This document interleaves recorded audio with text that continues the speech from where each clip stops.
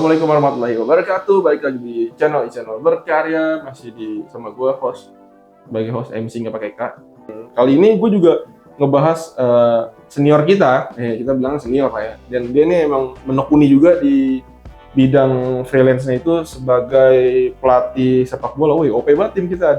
Kemarin ada yang atlet bulu tangkis, sekarang ada pelatih sepak bola. Emang di channel sangat bervariasi gitu kan. Daripada gue lama-lama dan gue juga bingung ngebahasnya itu kalau sendiri ya, dan gue juga nggak ngerti, yang kurang ngerti sih maksud gue. Jadi ini kita yang capable lah ya di bidangnya. Terus kita langsung undang aja nih Bang Fuad. Ya. Halo Bro Snell. Oke.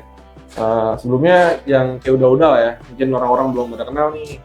Kenalan dulu Bang, sebut namanya nama. Oke. Halo guys, perkenalkan nama gue Fuad Hasan, biasa dipanggil Fuad. Ya, berarti lu masih satu tim lah ya sekarang sama kita ya? Iya. Satu tim, dan Bang Fuad ini baru Here We Go dia. Here We Go dari tim sebelah, baru direkrut ya kan? Here We Go ke tim kita di channel kayak gitu guys. Nah, ini kan sebenarnya di tim kita ini banyak banget rekan-rekan yang freelance ya, unik-unik sih freelance-nya, dan memang udah menekuni gitu, kayak hampir menjadi ini antara freelance dan kerja utama udah bersaing dia sama Fuadnya. Emang OP sih. Dan kalau dari info Bang, lu kan freelance sebagai pelatih ya berarti ya? Iya, jatuhnya freelance atau part time ya. Sebagai itu mulai kapan Bang lu mulai nekunin itu tahun 2023 akhir lah. Tapi ketika lu menekuni dari 2023 itu, lu langsung mendaftar jadi pelatih atau itu ada stepnya gitu biar lu bisa jadi pelatih? Sebelumnya gue beruntung juga karena ada senior gue yang coba ngajak. Karena waktu itu menurut gue, karena kita kan kerjanya shifting, ada waktu kosong atau libur kosong yang bisa dimanfaatkan untuk side job. Nah di situ teman gue atau senior gue juga ngajak untuk mau nggak ikut melatih, tapi di situ memang gue diberikan kelas dulu, kelas. Nah di kelasnya dulu, dan di situ kelasnya cukup luar biasa menurut gue pribadi. Karena kelas buat pribadi gitu? Bukan, maksudnya menurut gue pribadi itu kelasnya bagus banget karena dengan 1 minggu itu kelas udah cukup untuk gue turun langsung. Jadi pelatih? Wih anjir, OP juga. Karena senior gue itu memang udah hampir 17 tahun di dunia kepelatihan. Wih udah lama berarti. Khususnya memang di usia junior. Iya, terus gue kan mau nanya nih Bang, kan Lau kan sebagai orang yang menurut ya mungkin kalau dikatakan orang awam lah ya, orang awam kan pegawai kerja kan, hariannya kerja. Nah, terus lu bisa sampai di posisi kemarin kan ada info lu kan habis lisensi pelatih loh. Ya. Nah kan yang gue tahu nih kan secara gue orang awam kan kalau jadi pelatih biasanya kayak main sepak bola dan terkenal kan. Dia masih terkenal. Gimana caranya lu bisa dapat lisensi pelatih tapi lu sebagai pekerja Bang? Itu sebenarnya salah satu program dari PSSI sih, karena kan dari PSSI? Iya, karena ya ini Indonesia tuh mulai ada lisensi ini sejak Luis Milla jadi pelatih Indonesia. Karena si Luis Milla ini merasa individu dari karakter pemain Indonesia ini memang luar biasa dari satu lawan satunya. Dan skill tekniknya tuh luar biasa. Individualnya jangan ditanya lah ke Indonesia kecepatannya, individualnya, tapi dia hanya bisa menerapkan dalam latihannya aja, dalam permainannya nggak diterapkan. Itu dikarenakan ada yang salah dalam latihannya, proses latihan. Makanya dibuat lisensi ini. Jadi memperbanyak pelatih berkualitas lah di setiap daerah. Jadi nggak harus pemain terkenal gitu ya? Enggak. Jadi orang awam pun kalau kita mungkin punya kemampuan lah itu. Apa kriterianya Bang bisa lu maju? Apa ada kriterianya gitu? Nggak ada sih kriterianya, karena tapi memang nanti ada ujian praktek dan refleksi. Kalau biasanya sidang lah, kayak sidang nanti ada tanya jawab, itu yang menentukan nanti kita lulus apa enggak. Ntar dulu, ini kan sebelum nanti kita orang-orang itu, ini untuk sepak bola yang lapangan gede kan, bukan futsal kan? Iya, kalau lisensi gua ini jatuhnya basic 11 lawan 11, tapi difokuskan untuk grassroots atau usia dini 7 lawan 7 basicnya. Usia dini? Usia dini. 7 7 versus 7. Oh 7 versus 7. Tapi Bang, sudah ada pengenalan di 11 lawan 11. Oh tapi dikit-sedikit udah gitu ya? Sudah. Dan gue mau nanya nih Bang, kalau misalnya lu main sepak bola di usia dini, ini tuh waktunya tuh 45 menit atau kalau usia dini? Enggak. Normalnya itu satu babak 15 menit. Oh satu babak 15 menit. Tapi memang ada rentang umurnya 6 sampai 9 tahun, 10 sampai 13 tahun, terus juga 14 tahun ke atas. Sampai kalau 14 tahun ke atas itu udah mulai mendekati lah 35 menit per babaknya. Berarti kalau misalnya udah makin dewasa tuh waktunya nambah terus gitu ya? Betul. Oh berarti terus kan gue sih kepo aja sih kalau untuk sepak bola usia dini ya. Berarti kan menurut lu nih Bang ya, untuk atlet-atlet Indonesia nih, kan tadi lu bilang banyak speednya kan. Kalau gue nonton kan banyak nggak speed lari doang kan, lari gitu. Nah itu lu gimana Bang ngerubah pola orang Indonesia yang cuma lari, akhirnya dia mau nih main oper-operan, anak bocil kan taunya emang cuma lari. Ya karena makanya disebutnya sekarang tuh ada Filanesia atau filosofi sepak bola Indonesia. Oh filosofi? Iya, enggak. Filosofinya tuh bermain cerdik lah atau lebih smart lah dalam key pointnya adalah gimana kita bisa cepat dalam menentukan keputusan, final decision-nya. Ketika bola kayak gini, sebelum terima bola, itu sih yang poin utamanya di sana. Jadi kebanyakan pas Luis Milla datang ke sini tuh kecepatannya luar biasa, individualnya luar biasa, tapi saat mau garis terakhir di depan, high line, bingung mau ngapain gitu. Makanya finishingnya apalagi sekarang kan kita masih krisis striker parah sih.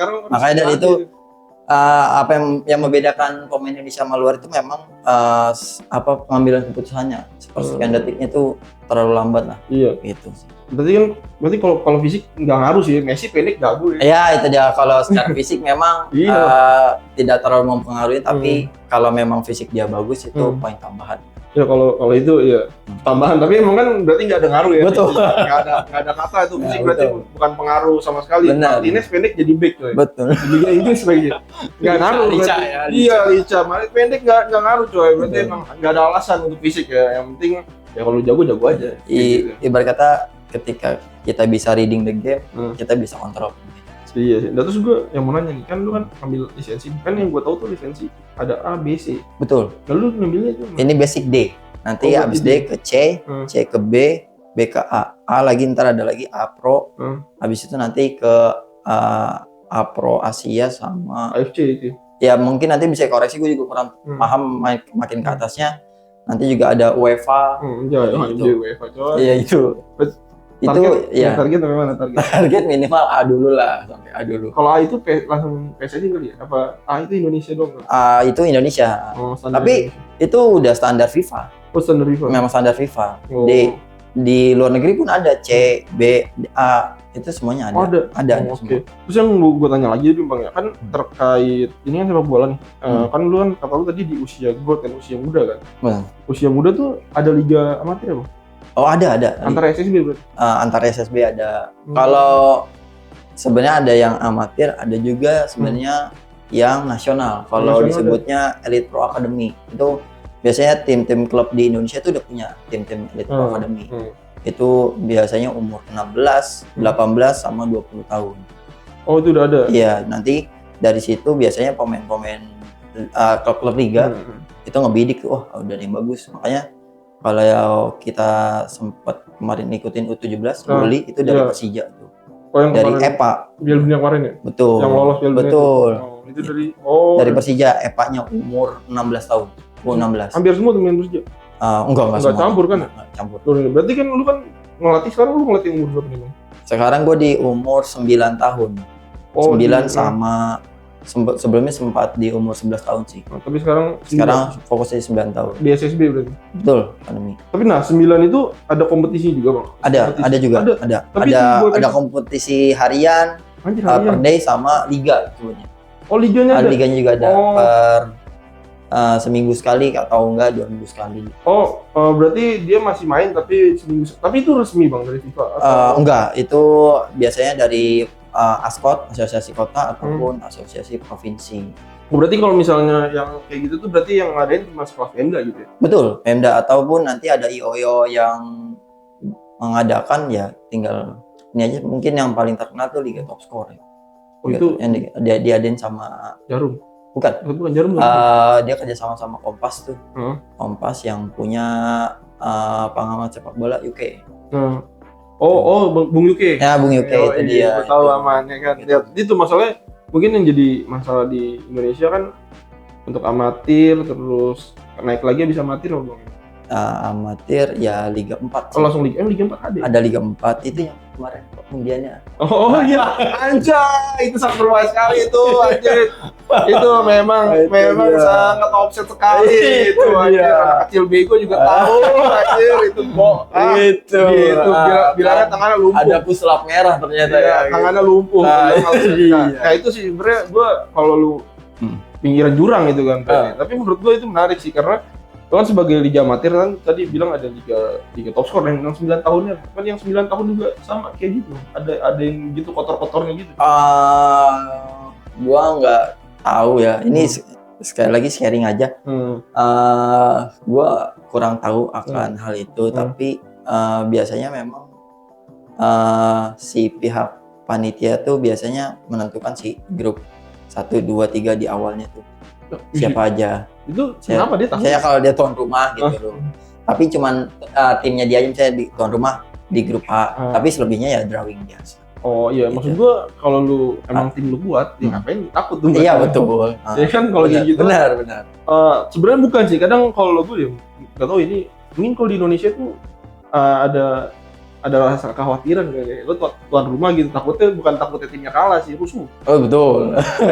Tapi kalau yang 9 tahun masih gitu, ada supporter rusuh juga Bang.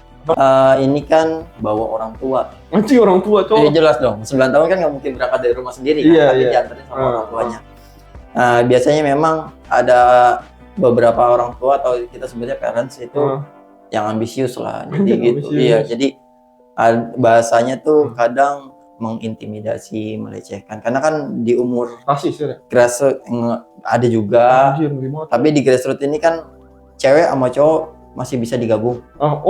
Masih bisa iya. Tapi kalau cewek itu misalnya 9 tahun, dia maksimal 11 tahun masih bisa main 9 tahun. Beda 2 tahun boleh. Kalau cewek? Kalau cewek, karena fisiknya berbeda kan dengan cowok. Itu kadang ada sih cerita sharing ke gue. Ya apa ya? kurang pantas aja lah bahasanya ke perempuan, pelecehan gitu lah. Iya sih sebenarnya, karena kan dia cewek, terus betul. Udah modal nekat nih betul. main di situ. Itu yang jauh apa ya? Jauh dari harapan lah, jangan sampai ke depannya ada hal-hal kayak gitu lagi sih di grassroots. Iya sih, tapi emang dia tadi pisahin dong cewek sendiri gitu apa? Kalau di umur sampai 12 tahun itu masih bisa digabung, tapi kalau udah umur 12 tahun itu harusnya udah dipisah tuh, nggak digabung lagi karena fisiknya udah benar-benar beda tuh umur 14 tahun sama perempuan umur 14 tahun. Iya, udah kalau cewek kan udah mulai ada bentuknya tuh. Betul, itu dia. Jadi aneh-aneh malah. Benar, dari power juga stamina, fisik semuanya udah jauh beda sih. Udah jauh beda sih. Mungkin gue ada itu sih pertanyaan gue yang mungkin orang-orang juga bakal menanya sih. Kan kalau misalnya gue kan pengen nanya tuh sama si kawan kita satu tuh yang dia bulu tangkis. Kalau sekolah bola SSB ini dia sistemnya itu masih pulang pergi atau kayak dia sekolah dulu sendiri terus siang baru disekolahin? Oh, ada dua sih. Sekarang yang pada umumnya memang seperti itu, pulang pergi, dia pulang sekolah, sorenya baru latihan atau enggak di Sabtu Minggu latihannya. Ada juga sekarang yang bahasanya boarding school. Jadi kayak di Persija nih udah ada sekolah sepak bolanya. Dia jadi kayak pesantren aja tapi fokusnya di sepak bola. Oh, berarti dia memang nggak pulang gitu? Nggak pulang, dia di situ terus. Iya sih, tapi itu gua kemarin sih ngobrol sih. Menurut lu emang menjamin sepak bola di Indonesia? Kalau ya kan banyak, tapi kan SSB kan banyak banget ya di Jakarta.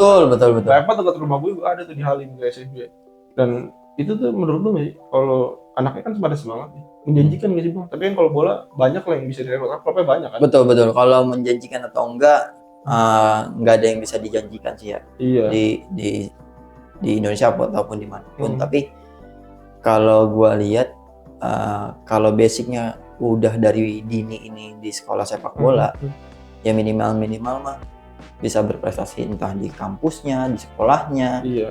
dan itu bisa menguntungkan dia dan keluarganya sih. Contoh beasiswa dari Oke, sekolah, iya, kan iya. mungkin dari SMP nih dari sekolah sepak bola, SMA-nya bisa beasiswa kalau memang dia berbakat dan bagus. Iya. Nanti kuliahnya juga itu sampai mungkin ya kalau memang di akademiknya kurang, ya syukur-syukur bisa main di klub, atau enggak ya kayak mungkin cerita teman kita sebelumnya ya bisa berprestasi bawa nama kantor.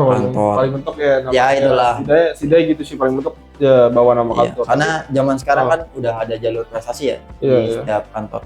Oh iya, mungkin ya karena buat membanggakan nama kantor paling mentok kalau lu jago ya gitu, paling mentok ngebawa nama kantor ya. Betul. Ya, tapi kan kalau iya itu kan cuma sebatas di situ kan. Tapi yang kadang ada orang yang mau jadi atlet bener nih. Nah, terus karena mungkin ada nggak sih Bang di situ diskriminasi sosial tentang kayak gue pengen jadi atlet tapi karena gue miskin, padahal gue jago, gue kalah sama yang kaya, ada kayak gitu. Ini gue nggak tahu pastinya balik lagi karena tapi dengar cerita memang biasanya di daerah tuh. Iya, karena aksesnya kan rata-rata semua di pusat. Ya dari daerahnya itu udah ada filter. Jadi kalau mau ini ya siapin dana segini. Ya sedangkan ya dia dari yang kurang mampu ya. Padahal berpotensi. Betul sekali. Itu dia. Nah itu dia mungkin dari situ sangat disayangkan sih dengar cerita kayak gitu. Entah itu cerita benar atau enggak, tapi memang itu cerita dari teman gue langsung yang di daerah. Dia merasakan hal seperti itu. Makanya sebenarnya yang di Jakarta cukup beruntung sih. Karena kan di Jakarta main lah. Iya, ketika lu bagus mungkin ada scouting atau apa, lu lagi beruntung dilihat itu udah bisa karena lu dari pusat. Iya, pusat gitu. Kalau di daerah kayaknya walaupun ada tapi agak kecil kemungkinannya. Iya, paling nunggu Indra Safik keliling. Itu dia. Iya kan? Katanya Indra Safik kan gitu kan. Iya benar. Suka keliling Indonesia. Betul, itu dia. Talenta muda dan berbakat yang ada di Indonesia. Itu kan kata dia begitu. Terus mungkin kalau yang SSB gue nggak tahu SSB kecil ya. Dia memperhatikan Liga Indonesia atau enggak, ini sedikit aja sih. Iya. Kan ada regulasi itu kan dari PSSI kan emang ada 8 kan pemain asing di Indonesia ya. Betul. Dan itu nggak ngaruh Bang ke bocah-bocah kecil yang pengen cita-cita. Panutannya orang Indonesia siapa aja? Itu dia memang cukup menarik sih ya terkait pemain diaspora disebutnya kita ya. Iya kan, bocil kan butuh panutan dulu. Kan kayak gue nih, BP nih, gila BP OP banget aja zaman dulu. Benar BP, Budi Sudarsono. Iya, terus Kurniawan. Nah, masalahnya itu kalau sekarang Ciro Alves anjay, lo terus di Bandung panutannya siapa? Ciro Alves ya, mana Indonesia. Menurut balik lagi sih mungkin dari PSSI ada target yang ingin dikejar, entah nanti ketika lolos menjadi juara nanti fokusnya ke Liga Champion Asia, kita nggak tahu terkait hal itu, tapi memang ini tantangan bagi pemain dan juga pelatih di sepak bola Indonesia sih, karena kalau gue lihat dari struktur sepak bola Indonesia ini memang perlu diperbaiki. Kalau gue lihat di bawah itu malah sedikit di pertandingannya, beda sama yang di atas, makin ke atas makin banyak. Seharusnya kan kalau kita contoh di Inggris mungkin ya. Di Inggris keren banget. Liga di paling bawah tuh semakin banyak timnya, semakin banyak bertanding tuh. Kayak Liga Championship ya disebutnya ya. Itu kan timnya ada divisi 3 juga semakin banyak pertandingan. Ya mau ke FA Cup aja lah. Wah, enggak, ini Piala Kebo biasanya. Piala Kebo, Karabau ya. Iya, Piala Kebo. Banyak banget itu, gila. Itu biasanya kan dari bawah banyak tuh dia pertandingan. Iya, yang gak jelas. Nah, itu harusnya ini yang harus coba diikuti sama PSSI ya. Jadi kalau di Indonesia tuh yang di bawahnya kayak turnamen sehari 2 hari selesai, atau liga tandingannya nggak banyak. Jadi kalau semakin di bawah menurut gua pribadi, kalau semakin banyak pertandingannya, semakin banyak dia mencoba. Harusnya sih. Iya, karena kalau di usia dini itu targetnya bukan juara, tapi dia banyak game, jadi banyak melakukan kesalahan. Nanti di umur 18 baru trying to win. Harus jadi juara. Lu mau formasi kayak apa kek, pokoknya harus juara. Tapi kalau yang di bawah, lu harus belajar sebanyak mungkin dari setiap pertandingan. Jadi dibanyakin pertandingannya. Beda kan kalau makin ke atas baru makin banyak, Liga 1 makin banyak pertandingannya. Kalau di bawah selesai udah. Iya sih. Satu kali pertandingan kalah, selesai pulang. Iya, Jadi iya. nggak banyak game yang dia mainkan sih. Iya, harusnya kayak kalau misalnya Jesse Cole berkaca sama Inggris sih, dia bener-bener mungkin lebih menariknya tuh kalau kayak Liga Inggris kan kalau Piala Kebo tuh atau FA tuh kan dimulai mungkin dari sekarang dia mulainya. Betul, dari ya mungkin belum selesai belum kan? selesai dia udah mulai FA tuh. Belum baru final selesai udah langsung main lagi. Iya, dan mereka tuh menurut gua kerennya dia tuh dikasih reward kalau lu menang terus lu bisa ketemu tim papan atas. Nah, itu kan motivasinya makin iya, harusnya menggebu-gebu dong. Iya, harus harusnya menang nih, nah, itu dia. Kalau di Indonesia cuma liga mentok terus dulu ada Piala Indonesia tapi ada enggak. Nah, itu dia. Tapi emang harusnya tuh dibikinnya dari Liga 4. Jadi dia ada semangatnya kan. Betul. Jadi kalau misalnya dari Liga 4 mungkin aja bisa nanti ketemu tim papan atas dari Liga 1. Iya, itu kan sih yang perlu kita coba tiru ya. Dari liga-liga di luar kayak Coppa del Rey, Carabao, itu semua kan Coppa Italia. Dari akar-akar kan iya, itu dari bawah. Jadi kesempatan bertandingnya tuh makin banyak dan pelatih itu bisa terus bereksperimen lah dengan pemain yang dia punya. Enggak pemain itu aja. Ya mungkin ya ini pertanyaan terakhir sih dari gue dan gak terlalu pikir jurang banget karena emang ternyata seru kayak bahas bola tuh. Iya. Gue pengen gue sih lu kan sebagai pelatih nih. Pelatih. Di Indonesia rumputnya bapuk banget ya. Memang, aduh, infrastruktur di Indonesia luar biasa memang. Apalagi SSB. Iya, itu kayaknya jarang deh terkait rumput ya, itu yang lapangan secara menyeluruh itu yang kualitasnya disebut baik aja dulu deh, gue bilang nggak usah bagus itu jarang banget. Buat nanti kita kan makanya kan mungkin itu dia kali kalau penumpang lambung dulu banyak lombol agak sulit diimplementasikan karena terkait sarana yang nggak mendukung. Iya, ngoper kiri mablang ya. Itu tugasnya PSSI lagi tuh. Iya sih.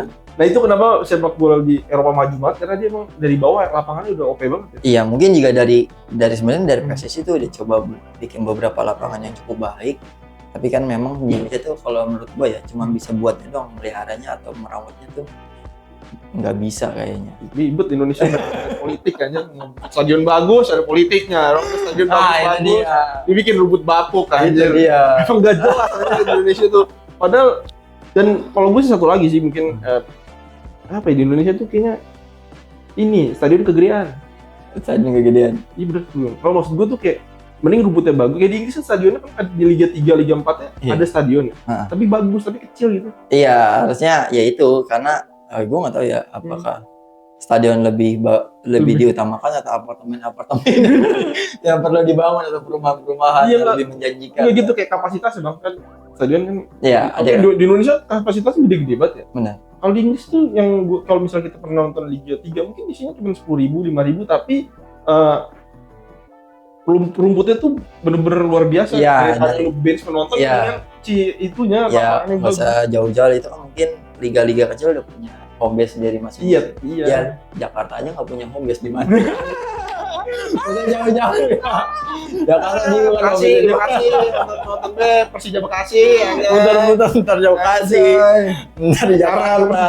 Persija Cikarang. Itu dia. Iya, emang gua kalau nggak lapangan SSB sih parah banget ya. Gua ada tuh di Tet Halim juga ada SSB tuh. Tapi lapangannya gitu rumputnya rumput gajah. Iya, rumput gajah. Bukan rumput dulu. Iya, tapi seenggaknya kalau semuanya memang bisa dibangun secara merata, minimal rumput gajah itu udah cukup bagus lah untuk skala usia dini ya. Ya biar sepak bola kita bisa berkembang ya. Betul banget. Oke, mungkin gitu sih bang. Mungkin lu tambah. Mungkin ada penutupan, mungkin ada tips-tips buat anak-anak bocil yang mau jadi pemain bola.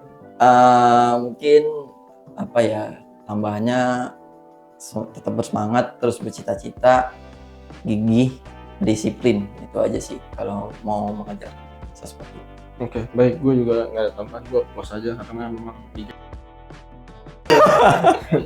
baik, gue sebagai host di sini, gue Usnil untuk postingan hari ini. Thank you bang Pak. Thank you. See you coy. Obrolan sangat menarik sekali.